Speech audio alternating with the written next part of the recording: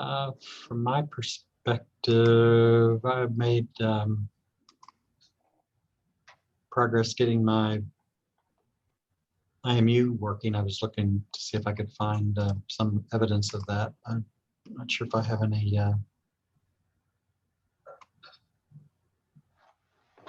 Let me see if I can get my guest up and show the code that I was using to test it out.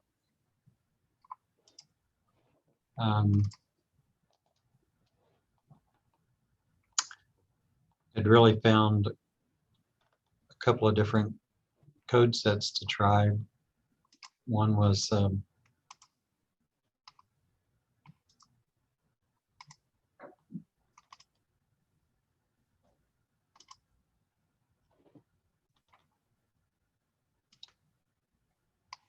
this guy who was using, basically no library other than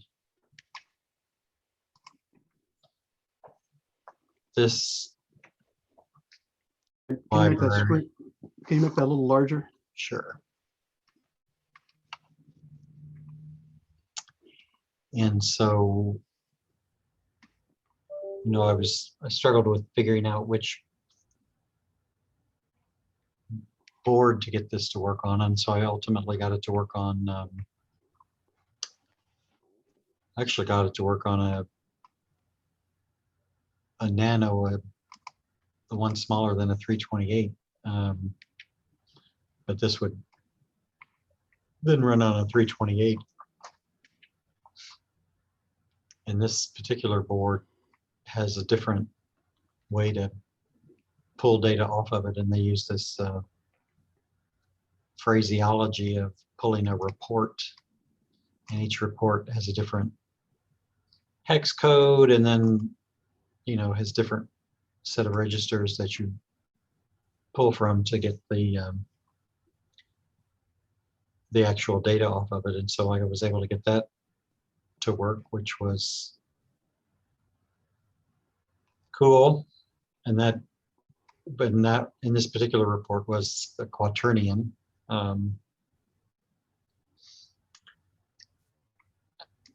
And then after different paths, some which worked and some which didn't, I realized that SparkFun had written a whole library around an earlier version of the same board, although I was using the BNO085. They had written a whole series of code on the BNO080. And part of my challenge was I only had a Nano 328. And so when I tried to use other libraries that Adafruit had provided, they were written for Circuit Python. And I didn't actually have a board big enough to run Circuit Python. Are you running Circuit Python, Jeff, or are you running? No, I've never tried Circuit Python. So right now I'm just using the standard Arduino IDE with, in this case, the Teensy extensions to make it work. And so you're running Teensy boards. That's what's on this particular one that I've got, yeah. And like a 3.5 or a 3.2? 3.2. So anyway, yeah, I mean, I would think that I tried to run, I think, one of these on a Teensy, and I was struggling at getting the wire. I don't know. Forget what challenges I ran when I was trying to get the Teensy to work. And that was my problem, but I had to move the I2C pins to 2 different pins on the Teensy, and then it worked. So I'm just running one of the standard Adafruit libraries right now, and just running that sample code called read all data. And I loaded it up, and that just simply worked. And then I stripped it down to do what I wanted it to do. So a Teensy 3.2 and Adafruit all data using their library. Yeah.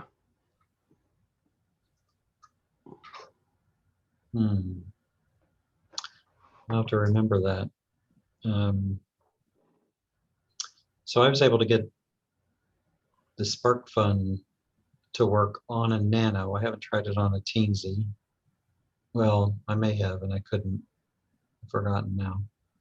But the interesting part about this one is to do multiple reads. So in this particular version, it's getting 3 different reports. It's getting data off of the what's referred to as a linear accelerometer. It's getting this rotation vector, and it's getting the gyro data. And whether it's the most efficient or not, what that's allowing me to do is to calculate a human readable yaw based on the quaternion, and getting a rotational velocity. If you want to, you can just read the Euler angle and take the yaw off from that. You don't have to do any calculations. It says, here's your angle in degrees. So see, I knew talking to a smart guy like you would pay off. Say that again. So read the Euler angle. Yeah, one of the options is read the Euler angle, and it returns like an X, Y, and Z. And it turns out the X value happens to be your actual yaw heading. And that's the same thing Javier is doing on his. When he said he had one of these working and he was going to post the code, I thought he had a full ROS IMU driver running, but he's just doing like what we're trying to do right now, read a value and publish that out as a ROS topic. But yeah, you can read the heading directly from the Euler angle. And if you want rotational velocity, there's just one of the fields that's called rotational velocity. You can just read that up directly. And that, I think that was in degrees that it puts out. So if you want stuff in ROS terms, you have to, convert it from degrees to radians and that type of thing. But you don't have to convert between quaternions or anything, because that quaternion is, they've taken I don't know if they took the Euler angle and created the quaternion, but somehow internally they've created, 2 different types of the rotation vector. And one is presented as Euler angles that's, a human can read, and then the other one's in quaternions, which I have no idea how to read that without converting it to something else. Yeah, I mean, you can see there was quite a bit of math to get to. I mean, I was like cutting and pasting from different places to ultimately get to something that was human readable. So what you could do at this point, go ahead and read the Euler angle in addition, and then compare its output to the one you did here and verify that the 2 are giving you the same angle. I think that's an excellent suggestion. The other challenge that I had, though, is when I repower this thing, it is not giving me an absolute north heading every time. And well, then it seems like what mine does is whatever angle you point it, you fire it up, it says that is 0 degrees. And then when you start moving it, then it'll change to something else. And it doesn't seem to work in the house, around my computers, but I take out in the front yard, it seems to work. So as long as I point the thing north to start with and then start it up, it seems to be happy. And I'll go into more about the calibration when we get to that point. And as I was, That's too small to read. I'm looking for. Oh.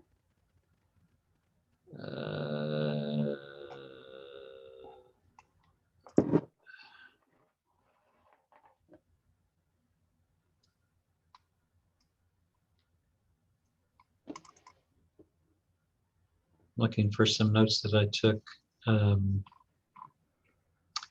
The guys over at AgOpen GPS, they had a discussion on this, and I'm trying to find it here because I'm not sure. I'm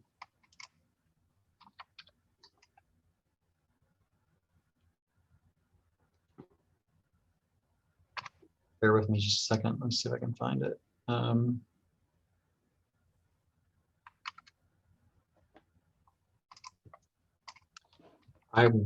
If you saw their conversation, I'm beginning to wonder whether this BNO085 actually provides a absolute north. You know, I'm not sure the magnetometer is going to give me an absolute north every time. I'm guessing that yours will because mine does, and I've got a BNO055, but I think that you just have a newer version of what I've got.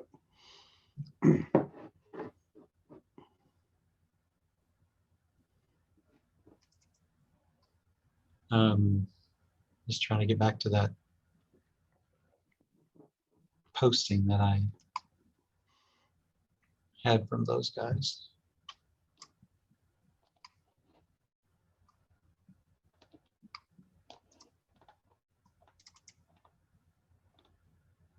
Yours does. You're confident that you're getting an absolute heading.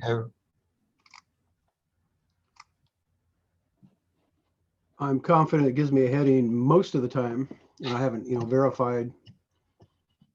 Because the other point is, if that's the way it's acting, if I'd point it, say, if I pointed east, which on a regular compass, that would be 90 degrees. And then when I initialize it, my theory is it's going to come up as 0 degrees, but as soon as I start moving, then it picks up the magnetometer and should swing it around to where it's supposed to be. And I haven't run any extensive testing on that. But the few times that I've driven around and taken actual data, I pointed my vehicle north to start with, and then when I start up the driver, it says, yeah, you're already pointing north. So it's not trying to lock itself on. And then I'll go into some discussion about this calibration values and the fact that usually it's not calibrated driving around, but it's still giving me the correct north heading, as evidenced by the fact I plotted it against my GPS dual heading, and that it tracks that. So yes, it is working, but as far as when it first starts up, I haven't played with that enough to know, what to do about that.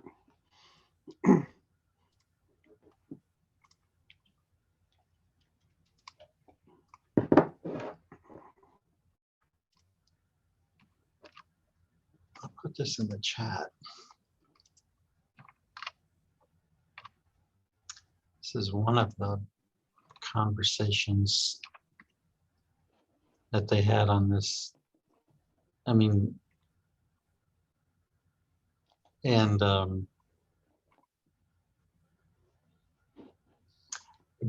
you can imagine, it's a bit of a search through a lot of conversation to get to the salient points, but I left this thinking, I'm not sure if they think that this is giving them a good heading or not. Yeah, it's always good to read through somebody else that's been down this path to see what they have to say about it. And then when you're all done, decide, did they really know what they're talking about or not? And well, it really comes back to the fact you just have to try it yourself and see if you can make it work. And so for you, in your early days, if you started up your heading, do you think your heading improves after you've driven it a bit? Again, that comes back to this whole calibration value that it puts out, and it seems like it should. And I think if I point it the wrong direction to start with, it's probably not going to be the right heading. But I think as soon as I start moving, I think it snaps back to where it's supposed to be. And again, I haven't specifically set up tests to prove that yet, but that's what I'm thinking it's doing.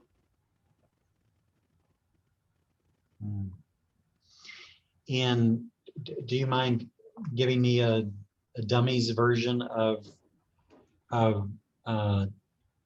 TARE, T-A-R-E? I mean, this code was written with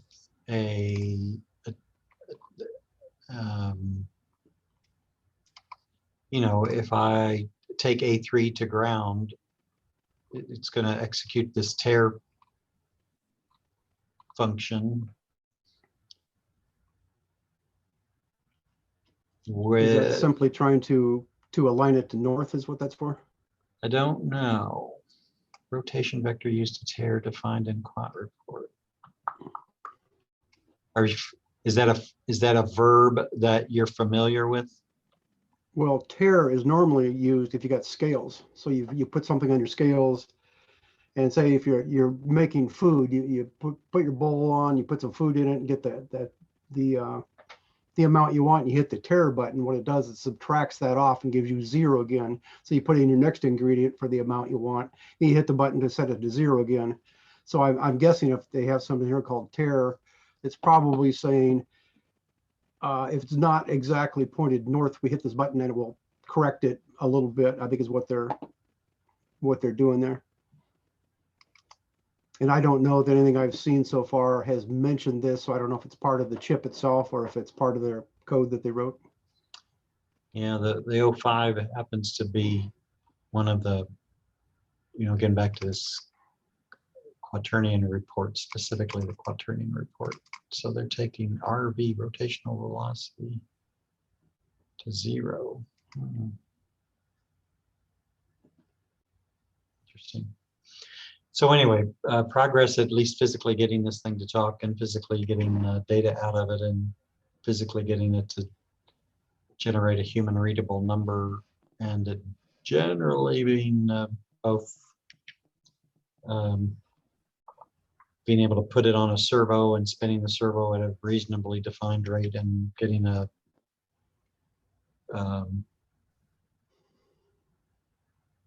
0.4 meter per second rotation on that. So now the next step is mount it to the physical robot and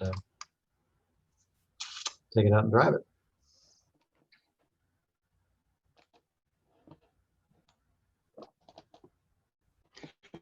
So what I have, this is the code from Arduino read all data program. And I just simply loaded theirs up. They said hook your I2C pins up to pins 4 and 5 with no mention of what board they used. And I had to go through and change that to pin, I think 17 and 18 on the teensy to get it to work. But once I did, then it just seems to work. So I think any of their examples will work on a teensy if you decide to go down that path. And then I just modified it. So well, down here, I'll show you. And that read all data was This is what they're reading. That was in the examples.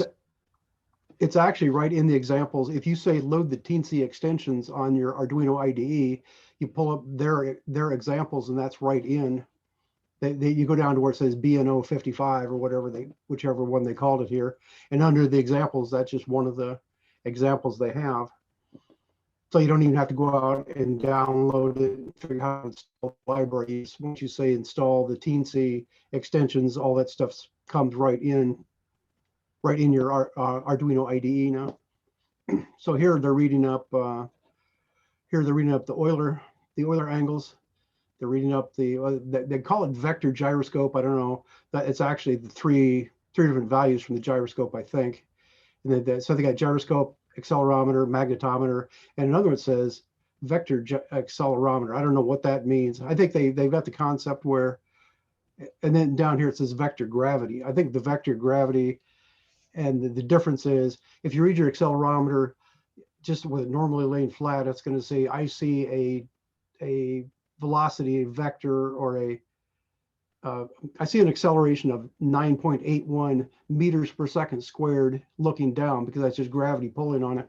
So I think this one of them puts out the actual values from the accelerometer, so you'll see that. And then they've got another one where they subtract off that gravity vector. So it's trying to eliminate any effect from gravity. And then this last one called gravity vector, I think simply is telling you what direction is down. I think it's probably what that's telling me.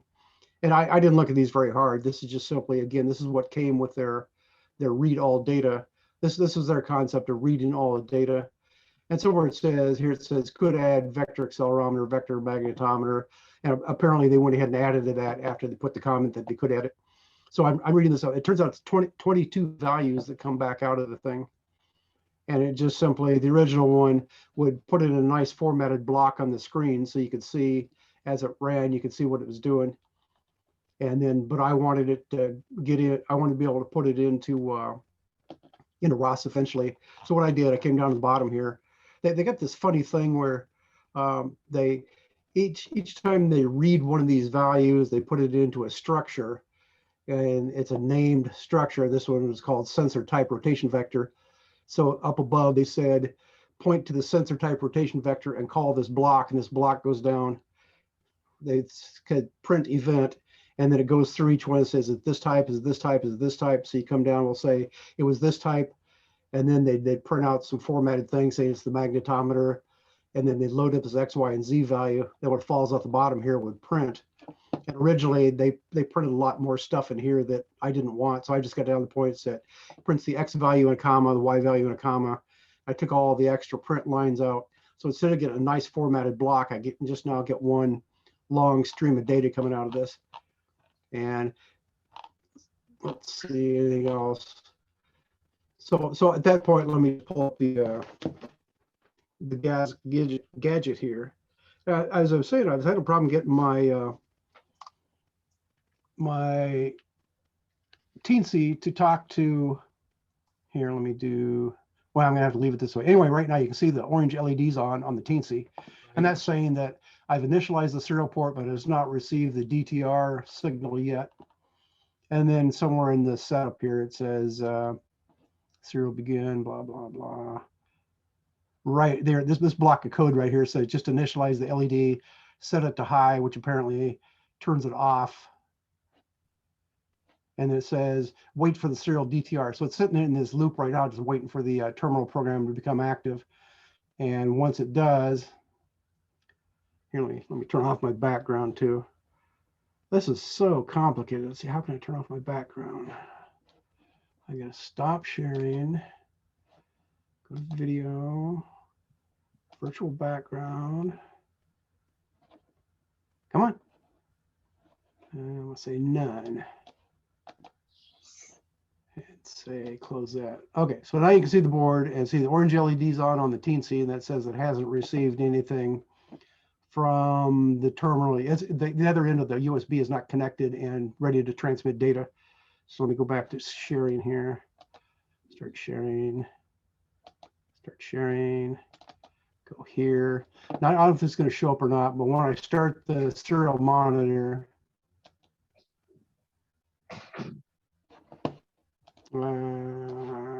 can you see my serial monitor? I can. Oh, Well, I see the IDE. I don't see the serial monitor. well, let me try this again then. Let me say, okay, share screen. Screen 1, screen 2. Let me just do this. Okay, can you see the Arduino IDE? Yes, seeing the IDE code. Okay, now I say start serial monitor. Can you see the serial monitor? Yes. Okay, so as soon as I start the serial monitor, the LED on the teensy goes off. And why isn't it working? Yeah, it is working. Huh. See over here, there's an LED there that's not Yes, going I to can show see up that. because of the way the camera works. And see it's changing colors as I move here. So what color is it now?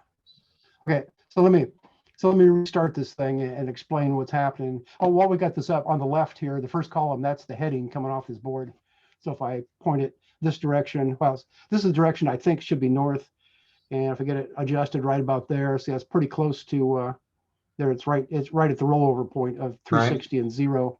That's cool. And that just seems to come out and work. And you can see I got 22 values across here. And the last value in the right-hand column, that's the magnetometer calibration value. And when I first started up, see, as I move it around long enough, it gets to be a 3. And you probably can't see this, but see now it's got, and my LED turns green. It's got an RGB LED on there.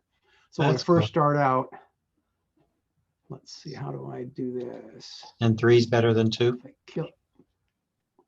Well, 3 is better than 2, which is better than 1, which is better than 0. Somewhere it says if it's 0, don't use it at all. Although most of the stuff my driving around, it was at 0 and seemed to be happy. So anyway, there's my, I'll try this, we'll get real close. Yeah, I can see So there, your so the my LED on the board. the orange LED is on and the RGB LED is off completely. So until it gets data, I don't turn on the other LED. As soon as I start getting data, you'll see the RGB LED will turn red.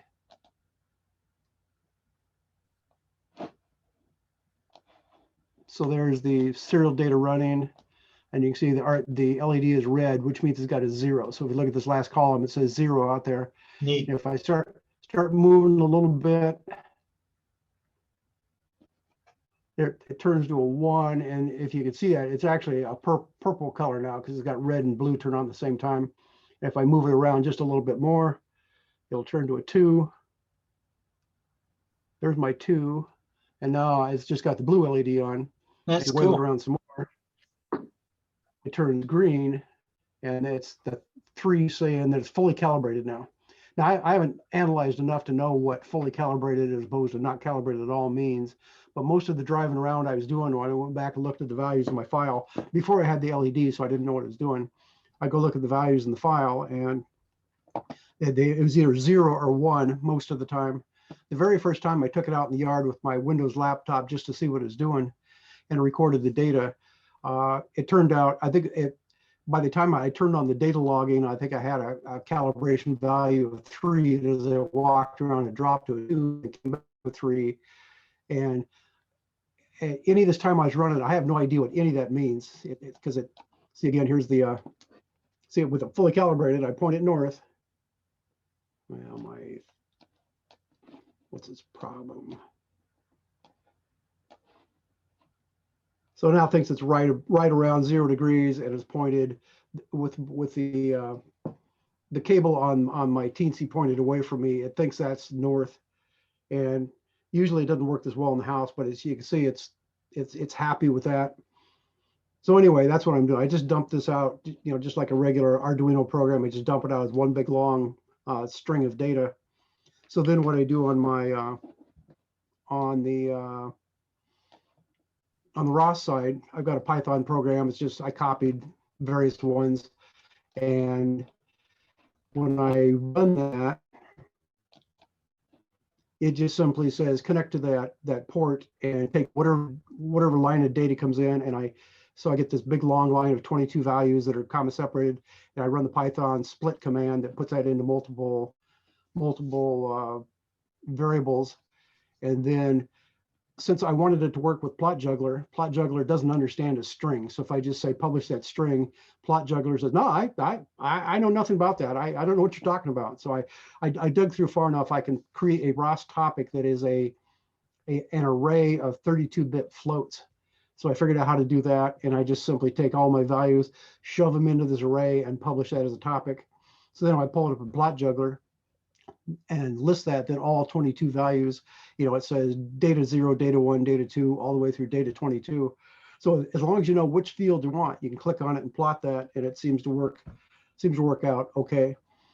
And beyond that, I haven't actually done anything with this other than just get the data publishing on a ROS topic so I can pull it into Plot Juggler and look at it. I'm not sure I've ever seen that, how to publish an array.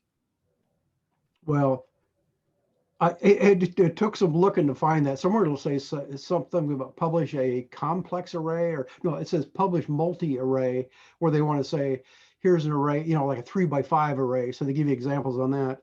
And I did some digging, and I found some guy saying, how do I do this? And somebody says, oh, just do this. And it worked out. So basically you have to define your own message. So you create a message that's just called, say, array type. And in there you just say float 32, like parentheses with no actual length in it. And then when you create your code, you just say, I want to create a message of that type. And then you just copy your values into that and publish it. And it does indeed work.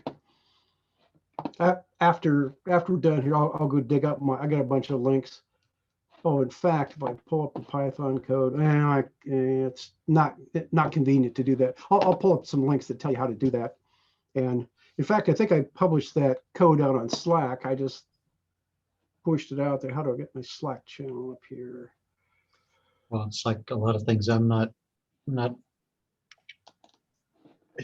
don't need it now. I probably wouldn't remember it.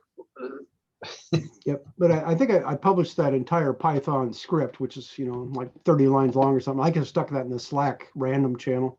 So that's how I did it. And just a short explanation. Here's how you create the message. And down at the very bottom, it says, here's my references.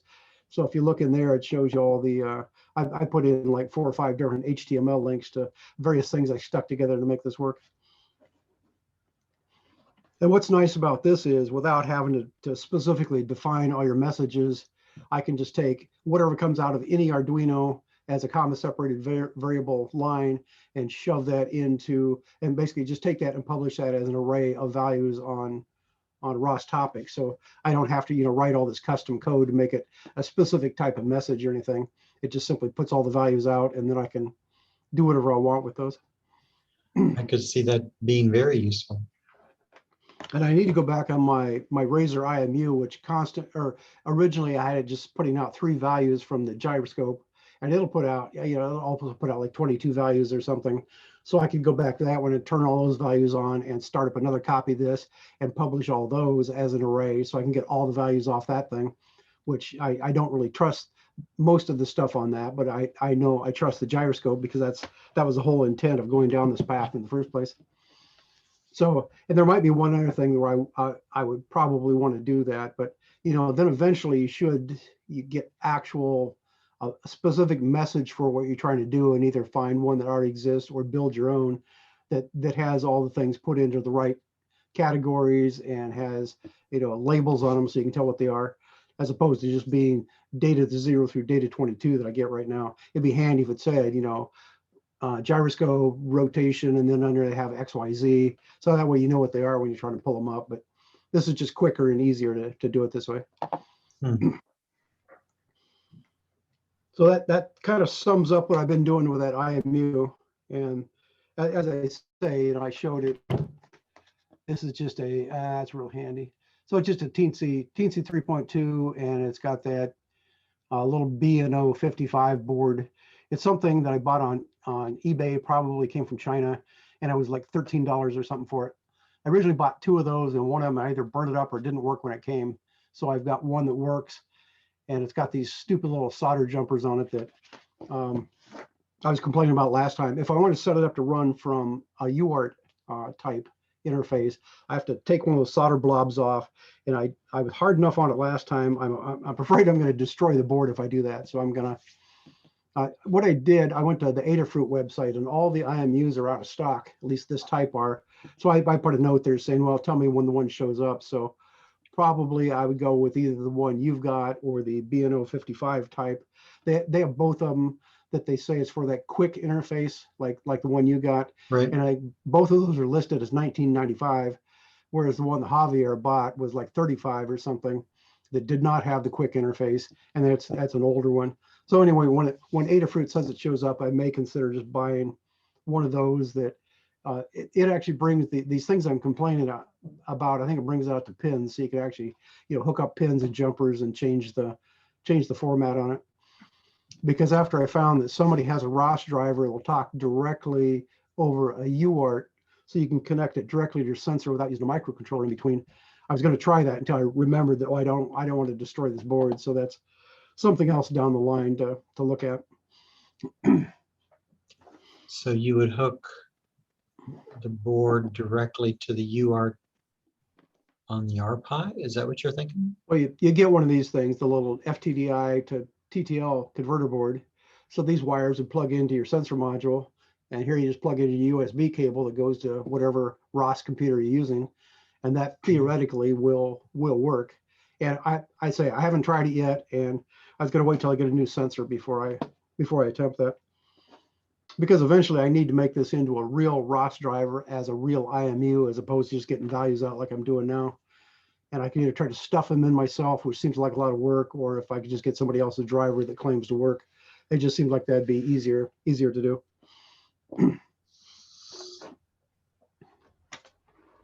Yeah, so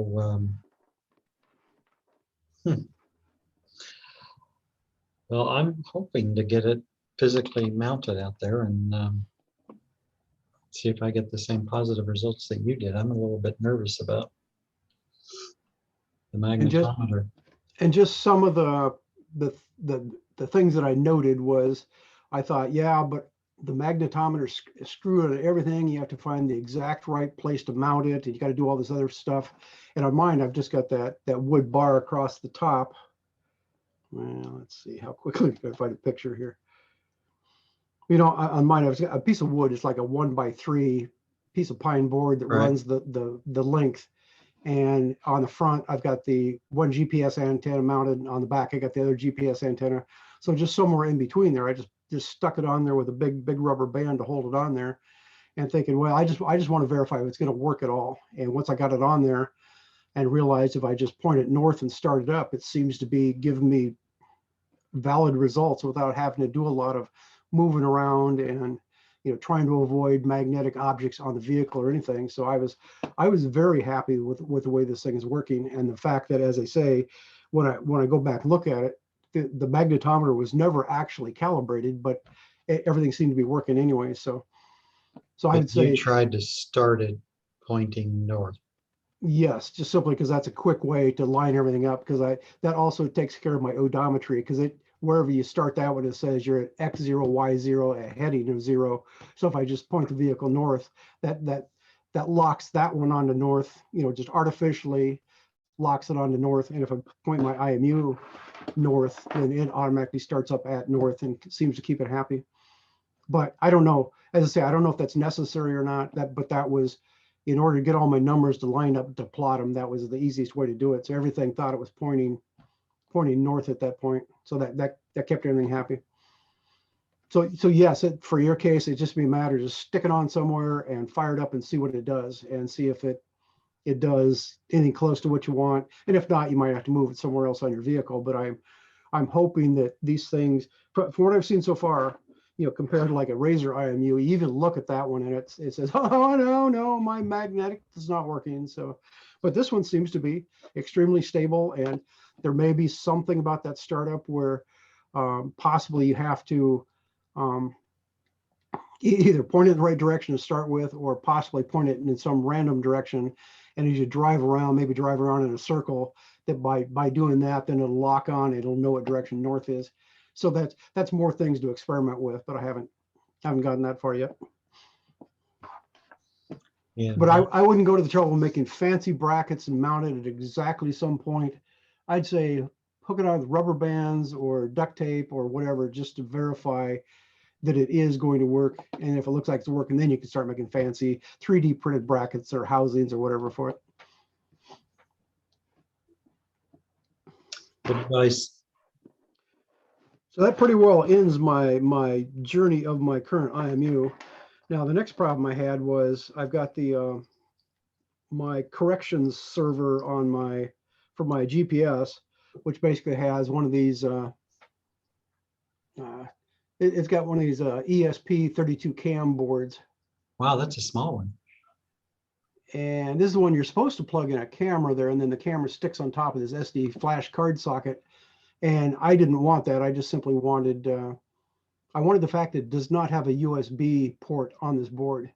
And the problem is the code I'm starting with, which if you go to the Arju Simple website and it says, here's some guy makes a board that plugs into the XB adapter on top, and it's got one of these ESP32 boards on it.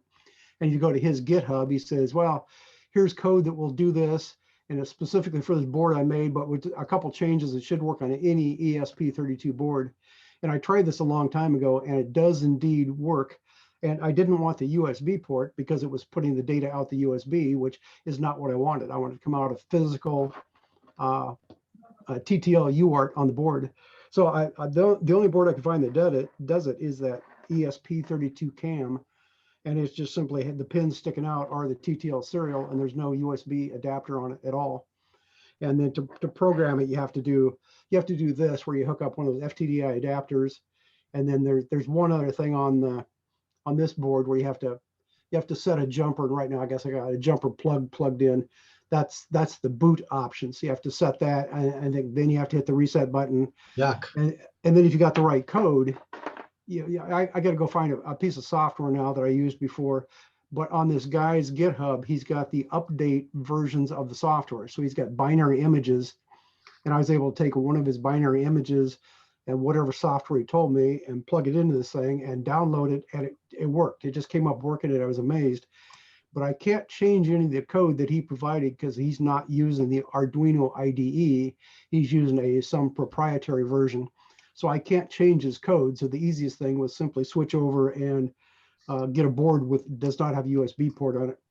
And that does indeed work. So yesterday, I think it was yesterday or the day before, I thought, well, the way I'm set up right now, this board is mounted inside my plastic box next to my GPS receivers. And as long as I'm right in my front yard, so I have a line of sight to my living room window, I can get Wi-Fi in my front yard. But to go any further than that, I thought, well, I'll pull out my cell modem that my free account now upgraded to a $4 account, but I get now 350 megabytes instead of 200 megabytes a month. So anyway, I was going to switch over to that.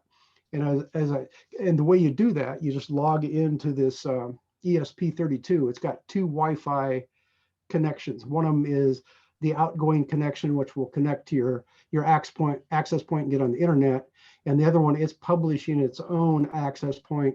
And if you connect to that with your laptop, you can do it. You get a configuration screen. So, but I remembered that it says, here's the configuration for this port. And it says, here's your encryption or your security, which is set to none, which means anybody that sees that access point can connect to it and change all my data. So I thought, well, I'll change that. So I pulled it up and I clicked on the little pull down box, and it says, here's 6 different modes you can set up your encryption to.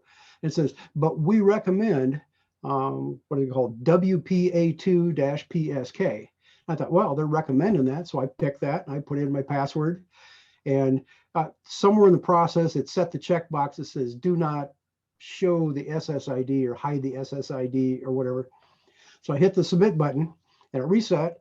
And now I can't log into it. It turns out neither Linux nor Windows understands that version of encryption they told me to use. And I tried multiple things. And also, since that checkbox was set to say hide the SSID, now I gotta know what the SSID of this board is. And fortunately, I had saved a screenshot that tells me what it is. And so I thought, I got to the point where I thought, well, either I have to randomly find something that works, or I just need to reprogram the board from scratch, which will put it back to no encryption. And then just this morning, I thought, I should check. Maybe he's got some way to do that. Sometimes you can hold the reset button or whatever. And I checked his page, and he says, if you hold down the boot button, which my board has a reset button and his board has a boot button, which the boot button is actually these, the jumper pin. The jumper pins are over here. I got this block on right now. But he said, if you short those together for 5 seconds, it'll clear out your configuration. Well, I tried that and that doesn't work. So I don't know. It could be I've got an early enough version of software that doesn't implement that, or whatever. But so I'm back to the point now where I think I'm going to just have to reprogram this board from scratch, and then I'll have it ready to go again. So I just have to go through and do the configuration to get it going. So that's where I'm at with that project right now. Goodness gracious. And this board is going to be your Wi-Fi camera. That's what you're hoping to make that. No, this board is to connect to the Minnesota Department of Transportation corrections server, grab the data and push it into the F9P receiver. And this has worked forever. I did this like a year ago, and it worked, and everybody was happy, and it was easy to switch back and forth because I just log into the configuration page and either put in my home SSID and password, or put in the SSID and password of my cell modem, and then say submit, and I could easily switch back and forth to whichever one I wanted to run. But now that I locked it up and I can't get into it anymore, now I'm screwed. So I'm gonna have to fix that. So that's pretty much the end of the story on that project. Man, now, also in the last few weeks, when I tried to power up my robot, I was not getting odometry information. Just randomly, I would not get anything. And I looked, and there was an error message popping up saying, this Python program that's talking to your low-level microcontroller, something about it's trying to convert an ASCII character to Unicode, and it's out of range. It says the character is greater than 128.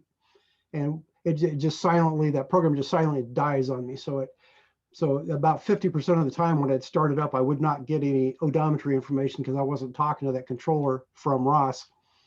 So I did a bunch of digging, and I looked to see what other people were saying, and say, yeah, that conversion doesn't work because that's a value greater than 128 is not in the ASCII range. So it complains and dies.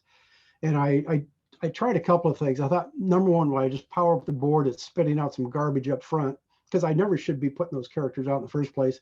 So I thought, well, when it says initialize serial, I said flush the interface, which I thought would read in all the garbage characters and get rid of them before I start doing anything.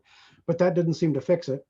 So then I thought, well, if I take the character, because the code seems to be reading a single character at a time from the over the USB cable. So I put something there. There was originally something in there that says if that character was a carriage return, then do a pass.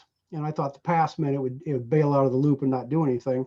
So I put code that said read the character and convert it to a decimal number. If the number is greater than 127, I do a pass.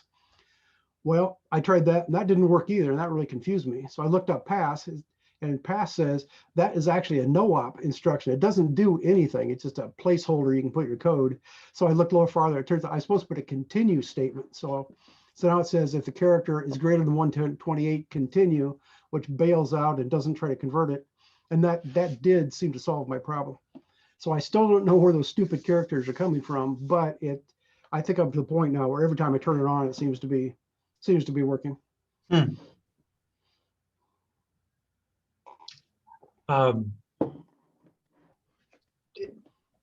you know anything about a protocol called, I'm looking it up here, SHTP?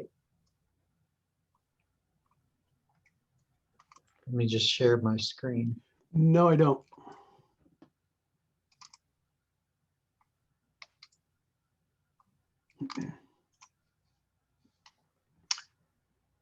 This is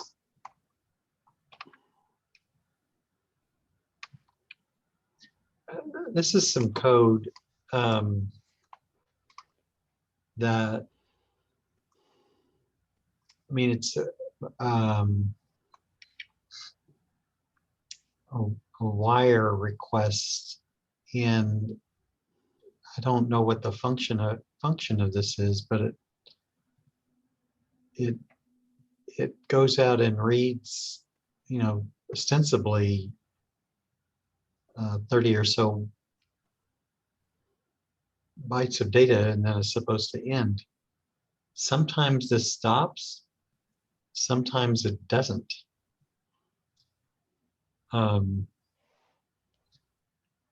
But in this IMU, I've had to comment it out because it's not consistent. And I was just wondering if you had ever heard of this SHTP. No, I haven't. Control application sends its full advertisement response. I mean, I never took time to go try to find this.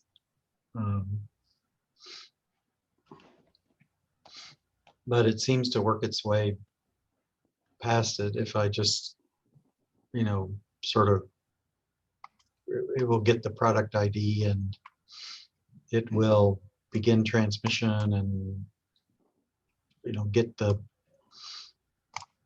I mean, it will find the device, but it's like, I don't know, but for some reason it's a bit unstable.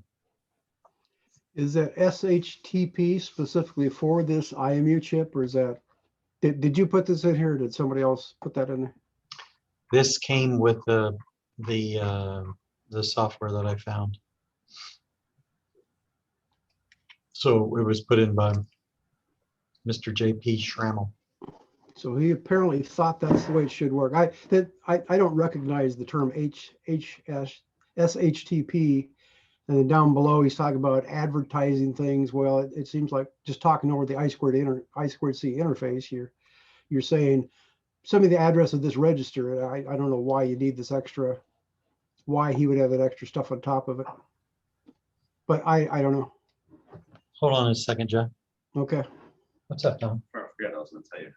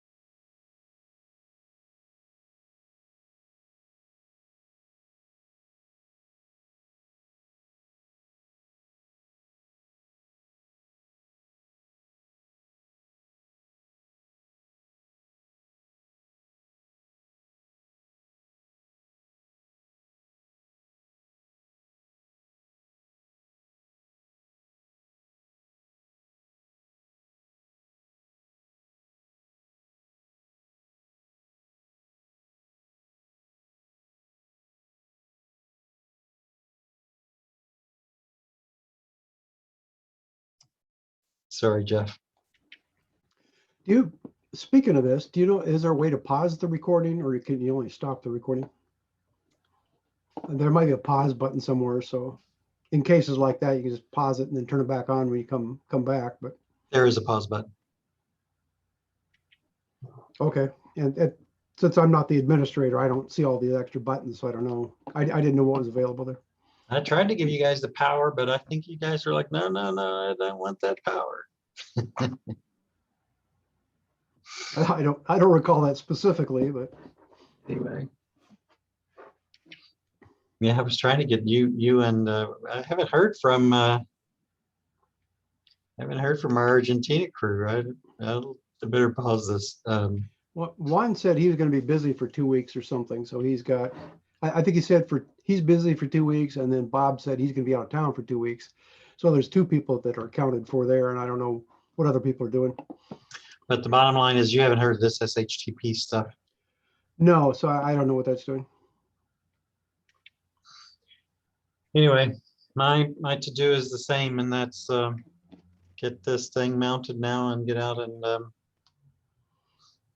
and see what the real world tells me. And then keep working towards trying to, confirm rotational velocity and then change the steering control so that I can update the low level controller so I can take a rotational velocity command. That's where we're going. Yeah.